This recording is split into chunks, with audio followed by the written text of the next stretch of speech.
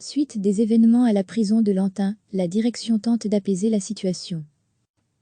Vendredi dernier, 6 détenus se sont retranchés sur le toit d'un bloc de la prison de Lantin. Suite à cet incident, des gardiens ont été blessés. 3 d'entre eux et une infirmière sont en incapacité de travail. 5 détenus ont été placés sous mandat d'arrêt et seront transférés vers d'autres prisons. Même si cet incident est clos, la situation reste tendue. La direction tente d'apaiser le contexte. En cette période de confinement, les conditions de détention et de travail restent bien compliquées. Les visites sont interdites, tant pour la famille que pour les avocats. Plusieurs armes artisanales ont été retrouvées dans l'établissement comme des lance-pierres créées à partir de chaussettes ou tout autre bout de tissu. À lire aussi incident à la prison de Lantin, gardien blessé, détenu sur le toit et un préavis de grève de 24 heures, la direction a fait parvenir une note parmi les détenus pour essayer d'apaiser le contexte. Quelques aménagements ont aussi été mis en place. Les détenus pourront par exemple recharger leur compte téléphonique plus souvent que d'habitude. Ils bénéficieront aussi chacun d'une somme de 20 €.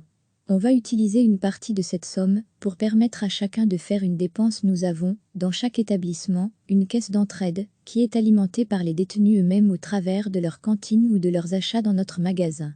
Cet argent appartient à la collectivité. On va utiliser une partie de cette somme pour permettre à chacun de faire une dépense durant cette période de confinement. Les détenus pourront par exemple se payer la télévision, acheter du tabac, explique Marc Brézy, le directeur. Le directeur a aussi tenu à démentir une rumeur insistant « Une intervention de l'armée en renfort n'est pas à l'ordre du jour. Recevez chaque matin l'essentiel de l'actualité ». Vendredi dernier, 6 détenus se sont retranchés sur le toit d'un bloc de la prison de Lantin. Suite à cet incident, des gardiens ont été blessés. 3 d'entre eux et une infirmière sont en incapacité de travail. 5 détenus ont été placés sous mandat d'arrêt et seront transférés vers d'autres prisons. Même si cet incident est clos, la situation reste tendue. La direction tente d'apaiser le contexte.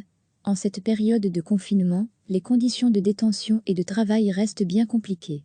Les visites sont interdites, tant pour la famille que pour les avocats. Plusieurs armes artisanales ont été retrouvées dans l'établissement comme des lance-pierres créées à partir de chaussettes ou tout autre bout de tissu.